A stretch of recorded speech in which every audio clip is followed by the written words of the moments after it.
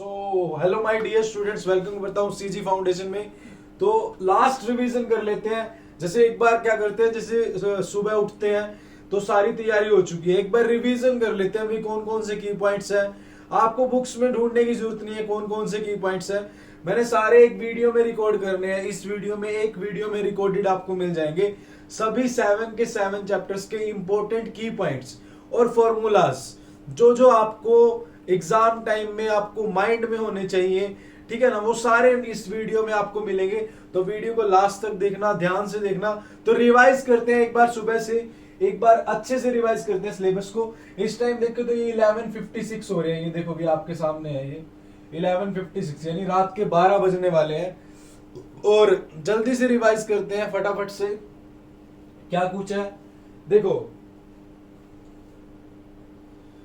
सबसे पहले अगर मैं लास्ट रिवीजन में मैं क्या करूंगा, मैं सारे फॉर्मूलेस, कंसेप्ट, की पॉइंट्स और जो जो ट्रिक्स है वो यूज करूंगा। ठीक है, इसको पढ़ते हैं। ये सोच लो एक तरह से हमारा एग्जामिनर है, इसको खुश करना है हमने। ठीक है, तो स्टार्ट करते हैं फटाफट से। देखो भाई, क्वाड्रेटिक इक्वेशन में जो मेन पॉइंट है नेचर ऑफ रूट्स है, यहां से क्वेश्चन आएगा ही आएगा, चाहे आप 2x की स्पीड पे देख लो।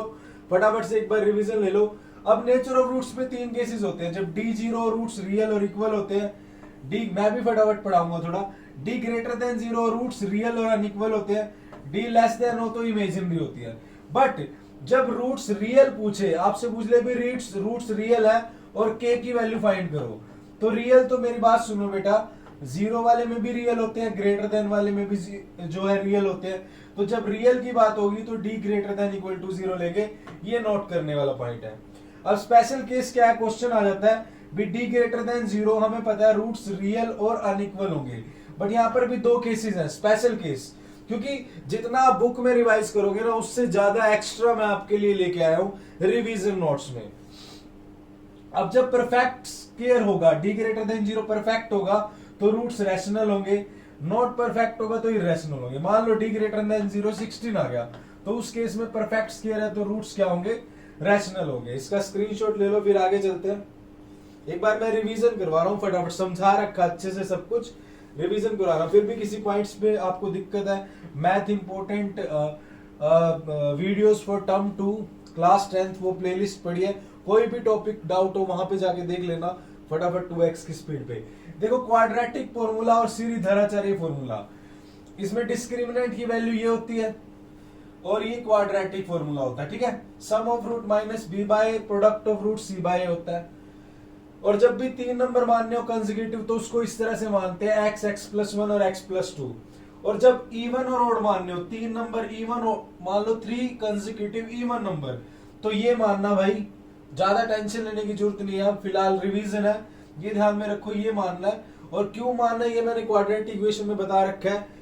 आप जब कंसेक्यूटिव इवन बोलते हैं या ऑड बोलते हैं, ये तो सिर्फ कंसेक्यूटिव मानने हो तब मानना है। जब इवन और ऑड हो, इवन में पहला 2x मानेंगे, दूसरा 2x+2, ऑड हो तो पहला 2x+1 2x, इस तरह से मानने हैं। ठीक है, एक छोटी सी बात है, वैसे तो मैंने डिटेल में बता रखा है आपको। अगर जब इवन माने तो 2x और 2x+2, क्योंकि दूसरा क्या होगा, 2 जोड़ने के बाद आएगा, तीसरा फिर 2 जोड़ने के बाद आएगा। अगर ऑड मानना है तो पहला इवन में अगर 1 ऐड कर दे तो ऑड हो जाएगा, सिंपल सी बात है। तो अगला ऑड कैसे आएगा, 2x+3, यही मानना है। यहां से क्वेश्चन गलत नहीं होगा। अगर आपको ओड नंबर बोल दिए 3 मानने, इस तरह से मानोगे गलत हो सकता है। ये क्वाड्रेटिक इक्वेशन के इंट्रोडक्शन में मैंने डिटेल में बताया हुआ है, बट अभी फिलहाल ध्यान रख लो, इवन ओड ये इस तरह से मानने हैं आपको। ठीक है, नेक्स्ट क्वेश्चन, ये आइडेंटिटीज याद कर लो, इसका स्क्रीनशॉट ले लो। जब आपको चेक करना पड़ेगा कि आइडेंटिटी क्वाड्रेटिक है या नहीं है, वहां काम आएंगी। मेन क्यूब वाली लिखी है, स्क्वायर वाली आपको लर्न होगी, इसका स्क्रीनशॉट ले लो भाई। अब स्पीड और वोट का क्वेश्चन आ जाता है, आपको क्वेश्चन आता है या नहीं आता है, आपको ये बातें जरूर लिख के आनी है। कोई भी वीक स्टूडेंट हो, इंटेलिजेंट हो, कोई भी हो जिसको बोट एंड स्ट्रिंग का क्वेश्चन आता भी नहीं है, ये 6 बातें तो आप लिख ही सकते हैं। इससे क्या होगा, एग्जामिनर कुछ ना कुछ 1 और 1.5 कुछ तो मार्क्स आपको देगा। इसका स्क्रीनशॉट ले लो, एग्जामिनर खुश हो रहा है, ये बहुत बढ़िया है ये वाला एग्जामिनर। अर्थमेटिक प्रोग्रेशन पे चलते हैं, इसकी रिवीजन हो चुकी है हमारी, इसकी पूरे क्वाड्रेटिक इक्वेशन में मैं मेन सारे पॉइंट बता दिए हैं।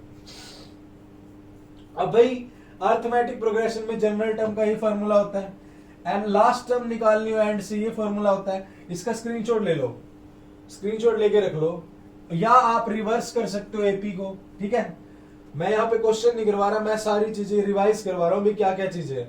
एन टर्म्स का फॉर्मूला ये होता है, एक ये होता है, एक ये होता है, और ये कंसेप्ट है बहुत बढ़िया कि n में से n-1 कर दो सम तो nth टर्म आती है। ऐसे ही S3 टर्म में से 2 का सम माइनस कर दो तो A3 आएगी। ये मैंने सारा अर्थमेटिक में समझा रखा है, अभी फिलहाल रिवीजन है। D को A2 माइनस A1 लिखते हैं। अब फर्स्ट नेगेटिव टर्म का क्वेश्चन आ गया, तो मान लेते हैं nth term with the first negative term, तो वो nth टर्म है नेगेटिव है तो लेस देन 0 होगी। और अब एक और क्वेश्चन यहाँ पे एक चीज और बताऊंगा जो कि मेन है। मान लिया कि इसने बोल दिया कि nth टर्म है एपी की वो 3n+7 है, इस तरह से है। तो अगर सब्जेक्टिव मान लो केस स्टडी आ गई और आपसे पूछ लिया डी निकालो, तो जब जो nth टर्म होती है ना उसका जो n का कोफिशिएंट होता है वो d होता है, तो यहाँ पर D3 होगा। एक क्वेश्चन भी आया हुआ है केस स्टडी में, तो ये शॉर्ट ट्रिक है, ध्यान रखना। जब भी nth टर्म n की फॉर्म में दी हो तो जो n का कोफिशिएंट होता है वो d की वैल्यू होती है। ये काम आ सकती है आपकी केस स्टडी में। और मान लिया Sn दिया हुआ है, Sn में जो है हमारी जो Sn n टर्म का सम होगा वो इस फॉर्म में होगा n² + 5 समथिंग कुछ n² आएगा उसमें। अब यहाँ पे मान लो 2n² आ गया, तो जब सम दिया होगा n टर्म्स का उसमें जो n² का कोफिशिएंट होगा उसका डबल वो d की वैल्यू होगी। ये चीज ध्यान रखना। nth टर्म में जो n है उसका कोफिशिएंट तो होता है common difference, direct short trick है। और जब nth टर्म का सम दिया हो n टर्म का तो n² का जो कोफिशिएंट होगा उसका डबल वो d की वैल्यू होगी। अब ये क्वेश्चन है, ये 2019 में भी आया था भाई। जब 3 टर्म 4 टर्म या 5 कंसेक्यूटिव टर्म माननी हो तो किस तरह से मानते हैं। जब 3 माननी हो तो इस तरह से मानते हैं, 4 माननी हो तो इस तरह से, 5 माननी हो तो इस तरह से। इसकी ट्रिक भी बताई हुई है, 311 432 521, हर चीज ट्रिक से बना रखी है यार मैंने। 432 का मतलब ये है जब 4 टर्म हो, ए तो सब में आएगा, देखो ए तो सब में आएगा, सबसे पहले ये आएगा। जब 4 टर्म हो तो ये 3 क्या है, a + 3d, ये 3d ऐड करना है। इस 2 का मतलब है कॉमन डिफरेंस 2 होना चाहिए। 3d में से 2d चले गए, d में से 2d चले गए -d, इसका मतलब ये है 432 521 311। ये इस तरह से मान सकते हैं। जैसे मान लिया 311 की बात करें, 3 टर्म है, a तो लिखना ही है, इस 1 का मतलब है d ऐड करना है, और इस लास्ट वाले 1 का मतलब होता है कॉमन डिफरेंस, तो d common difference, a + d में से d गए a, फिर इसमें से d गए a - d। इस तरह से ये फंडा है, बिल्कुल आसान फंडा है। आगे चलते हैं नेक्स्ट पे।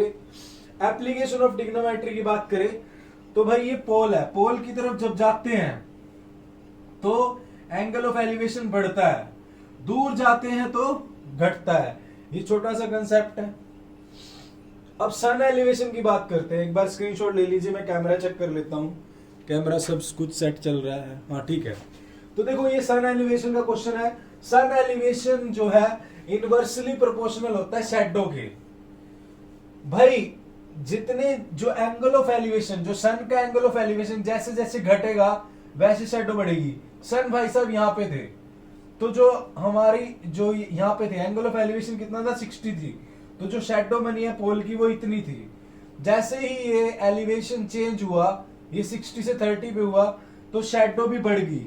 पहले x थी और 40 बढ़ चुकी है। बड़ा इंपॉर्टेंट कंसेप्ट, आसानी से ऐसे ही बता रहा हूं मजे मजे में। तो एलिवेशन जैसे ही बढ़ेगा शैडो घटेगी, एलिवेशन घटेगा तो शैडो बढ़ेगी।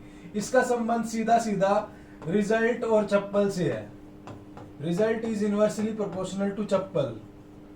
जैसे जैसे रिजल्ट घटेगा चप्पल बढ़ेगी, मम्मी पापा की चप्पलें बढ़ेंगी तुम्हारे सिर पर, और जैसे रिजल्ट अच्छा होगा चप्पल घटेगी। आगे चलते हैं। क्लाउड वाला क्वेश्चन है भाई, यहां बच्चे कंफ्यूज होते हैं, ठीक है। इस क्लाउड वाले क्वेश्चन में ये ध्यान रख लेना कि मान लिया एक यहां पर इस सी पॉइंट से ये लेक है, यहां से वो क्लाउड यहां पर है, वो जो एंगल ऑफ एलिवेशन बन रहा है ये अल्फा बन रहा है, तो यही पॉइंट से इसकी जो रिफ्लेक्शन है वो एंगल बीटा है मान लिया, ठीक है। ये लेवल हो गया। ये चीज ध्यान रखना, बस एक जो मेन चीज ध्यान रखने की है भाई, क्लाउड का इस लेक से जितना डिस्टेंस होगा उतना ही नीचे वाला डिस्टेंस होगा, दोनों बराबर होंगे। अब यहां तक सी था और यहां पे एच हाइट पे, ये इतनी हाइट पे इस पॉइंट से, मतलब देखो यहां तक तो कितना एच है, स्मॉल एच है, तो ये भी स्मॉल एच होगी। बाकी ऊपर मान लिया ये एच है, कैपिटल एच है, तो जितनी ये टोटल हाइट होगी यहां से लेके यहां तक, लेक से ऊपर ऊपर, उतनी ये लेक से नीचे नीचे होगी। यानी यहां तक, यहां से लेके यहां तक कैपिटल एच प्लस एच है, तो नीचे वाली भी ये होगी। अब इसमें दो ट्रायंगल बनेगी, एक तो ये वाली बनेगी, इस ट्रायंगल में हम एच हाइट लेंगे, और जो नीचे वाली ट्रायंगल बनेगी ना सी ई डी, इसमें हम ये परपेंडिकुलर जो बनेगा एच प्लस में एच, तो एच प्लस 2h हो जाएगा। ये रिवीजन करवा रहा हूं, और अगर इस क्वेश्चन को थोड़ा सा डिटेल में समझना है तो 10-15 मिनट की वीडियो डाली हुई है, बिल्कुल डिटेल में, बिल्कुल अच्छे समझ आएगा। 2x की स्पीड में देख लेना, 6 मिनट की हो जाएगी, ठीक है। वो मैथ इंपोर्टेंट, चैनल पे जाओगे प्लेलिस्ट में math important video for term 2 पढ़िए, उसमें जाके मिल जाएगी। नहीं मिली तो इस वीडियो के आपको कमेंट कर देना, मैं आपको डाल दूंगा, ठीक है। नेक्स्ट चलते हैं, ये एरोप्लेन वाला क्वेश्चन है। एरोप्लेन वाला, यहाँ पे बच्चे कंफ्यूज हो जाते हैं एरोप्लेन वाले कंसेप्ट में। तीनों बड़े इंपॉर्टेंट कंसेप्ट है। मैक्सिमम से मैक्सिमम क्वेश्चन कहां से आ सकता है? सन एलिवेशन से आ सकता है, क्लाउड से आ सकता है, एरोप्लेन से आ सकता है। इसको बड़े अच्छे तरीके से शॉर्ट ट्रिक से समझाया हुआ है। क्या भाई, एक एरोप्लेन है, यहाँ पे 30 डिग्री का एंगल, 60 एलिवेशन है, फिर थोड़ी देर चलता है तो 30 का हो जाता है। कितना डिस्टेंस कवर करता है, स्पीड इतनी है, ये आपको बताया गया है, ठीक है। 15 क्या बताना है, स्पीड बतानी है। 15 सेकंड में यहां पहुंच गया। अगर ये डिस्टेंस बता दो कि स्पीड का फॉर्मूला होता है डिस्टेंस अपॉन में टाइम, तो 15 सेकंड का टाइम है, अगर यहां तक का डिस्टेंस आ गया उसको टाइम से डिवाइड कर दोगे तो स्पीड आ जाएगी। इस क्वेश्चन को डिटेल में देखना तो 12-13 मिनट की वीडियो पड़ी है चैनल पर, वो देख लेना। 2x की स्पीड में ये क्वेश्चन बड़े अच्छे से समझ आएगा, इंपॉर्टेंट क्वेश्चन है, ठीक है। कोई दिक्कत नहीं है, नहीं मिली तो मुझे कमेंट कर देना, मैं आपको लिंक दे दूंगा, कमेंट बॉक्स में भी दे दूंगा, डिस्क्रिप्शन में भी दे दूंगा। अब सर्कल के कुछ इंपॉर्टेंट पॉइंट्स की बात कर लेते हैं। सर्कल में जो टेंजेंट्स है, एक्सटर्नल पॉइंट से टेंजेंट ड्रॉ करते हैं, वो लेंथ में इक्वल होती है। दूसरा, रेडियस और टेंजेंट के बीच में हमेशा 90 डिग्री का एंगल होता है। और तीसरी बात, अगर कंसेंट्रिक सर्कल है तो जो बड़े सर्कल की कोड है, अब मेरी बात सुनो, रेडियस और टेंजेंट परपेंडिकुलर होते हैं, तो ये जो छोटे सर्कल, ये रेडियस है, तो इस बड़े सर्कल की कोड अगर छोटे सर्कल को टच करती है तो वो उसकी टेंजेंट बनेगी। अगर वो टेंजेंट बनेगी, इन दोनों के बीच में 90 का एंगल होगा।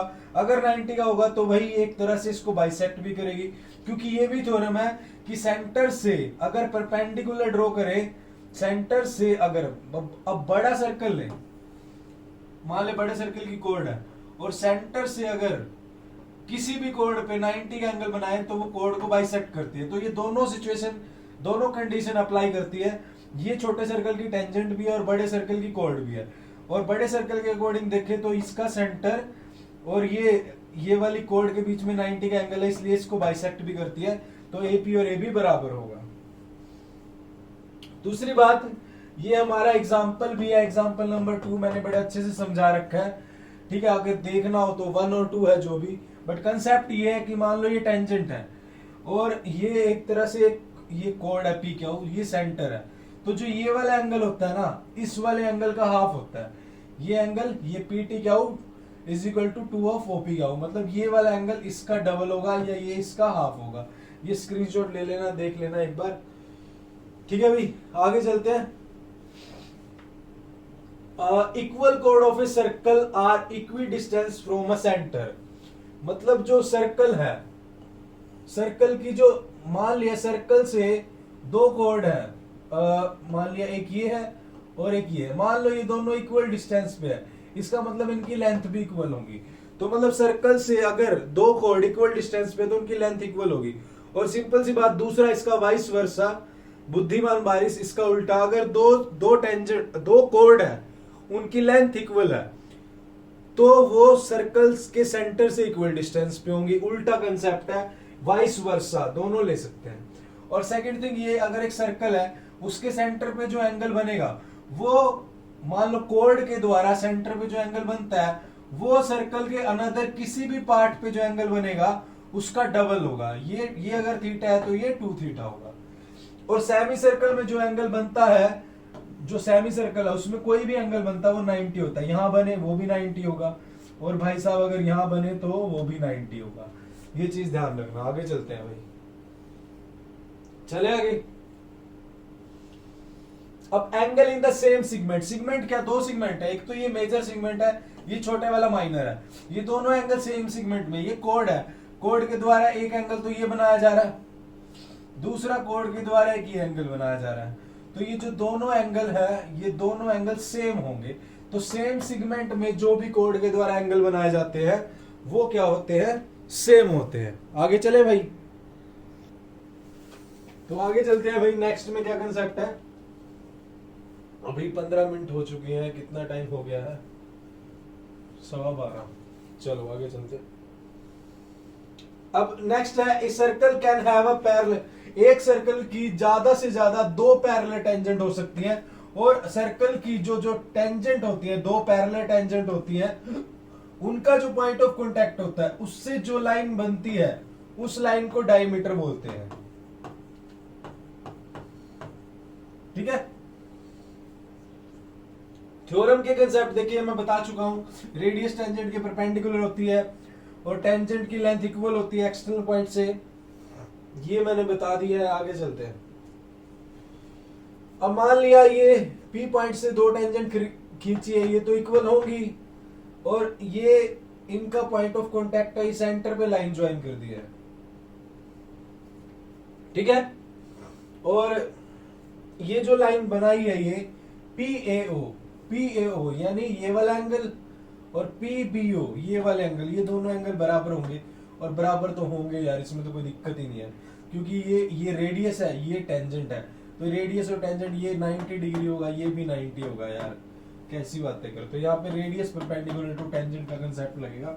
आगे चलते हैं। जो हमारा सर्कल है, अगर उसको कोई क्वाड्रिलेटरल सर्कमस्क्राइब करता है, ये लास्ट क्वेश्चन है सर्कल चैप्टर का, तो उसकी जो अपोजिट साइड्स के द्वारा सेंटर पे जो एंगल बनता है वो सप्लीमेंट्री होता है। मतलब ये अपोजिट साइड है, ये है, इसके द्वारा सेंटर पे एक ही एंगल बन रहा है θ2, ये θ1, तो ये दोनों का सम 180 डिग्री होगा।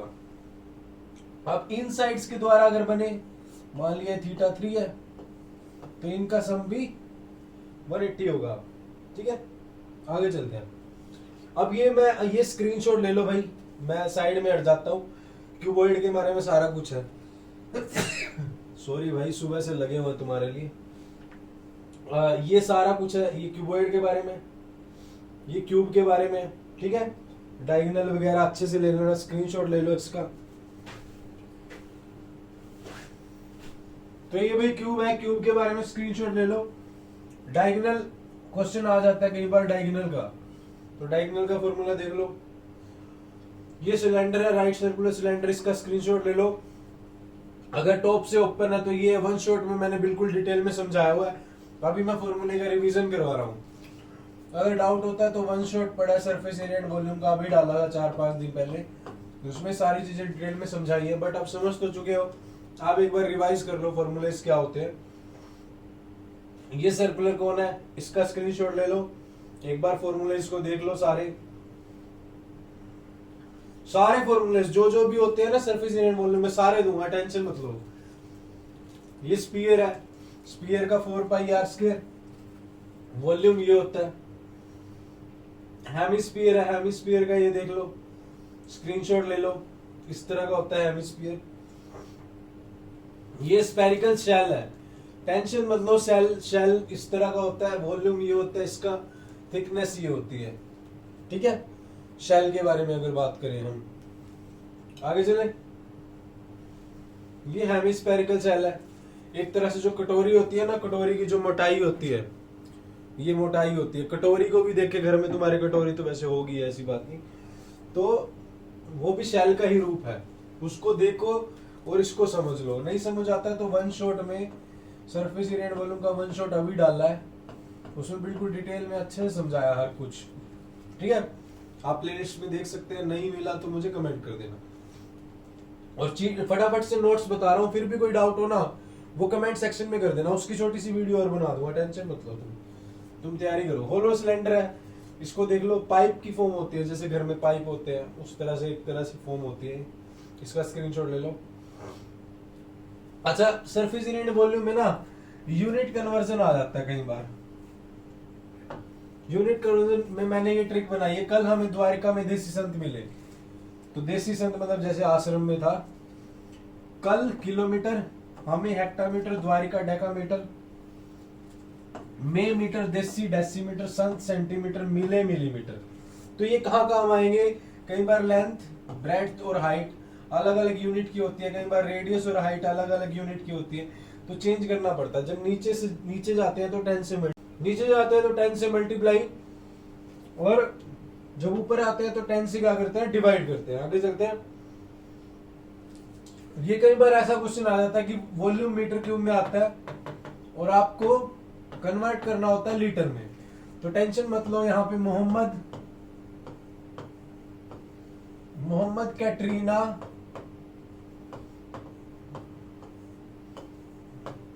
का लव,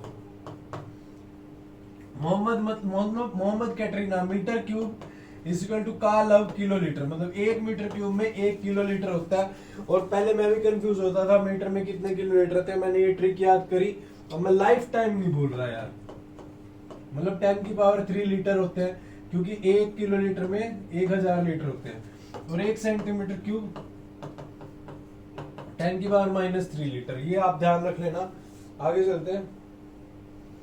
मोड का फॉर्मूला ये है 10/10 + 12, और एक ये है 10/10 + 12 का मतलब ये 10 f1 - f0 f1 - f0 plus f1 - f2। ये तो पता ही है कि यहाँ पर L प्लस में करते हैं h मल्टीप्लाई, मेनली बीच वाले में तंग होते हैं, वही होता है। कल बीच वाला सर हमें बहुत तंग करता है, हमारी तरफ से रन नहीं बनाता, दूसरी तरफ से बनाता। एक ये कर सकते हो, 10 लिख लो, यहाँ पे भी 10 लिख लो, यहाँ पे 2 और यहाँ पे 2, याद हो गया मोड का फॉर्मूला। 10 मतलब f1 - f0, इस 2 1 का मतलब 2f1, इस 0 का मतलब f0, इस 2 का मतलब f2। ये हो गया, ये बीच वाला याद हो गया, बाकी तुम्हें पता ही है। ये मोड का फॉर्मूला लर्न कर सकते हो। ये तीसरा, मैडम 312, कितनी सुंदर मैडम है, कहते सर ऐसे पढ़ाएंगे तो हम सारा दिन पढ़ लेंगे। अच्छा, मुझसे पढ़ रहे तुम। देखो madam 312 empirical formula, life time नहीं बोलोगे। Madam median 3 median -1 mode is equal to 2 mean.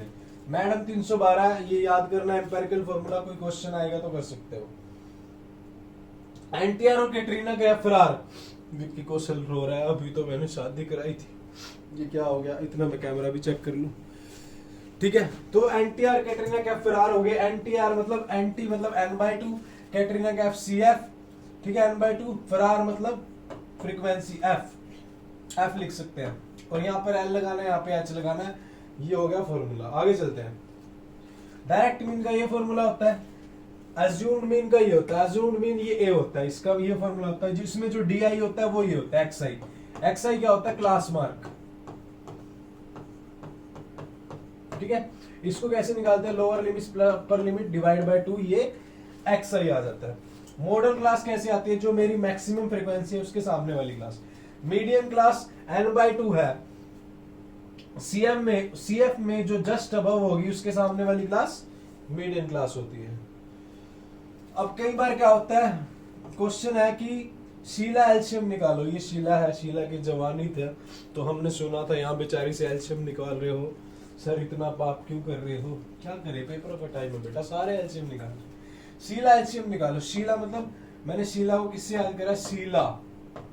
Class interval को जब लेस देन में चेंज करेंगे तो ऐड करना पड़ेगा, क्लास इंटरवल को लेस देन में चेंज करने के ऐड करना पड़ेगा। एलसीएम मतलब जब लेस देन से क्लास इंटरवल में आएंगे तो माइनस करना पड़ेगा। ये मैंने डिटेल में सारा समझा रखा है, ये तो याद करने की ट्रिक है।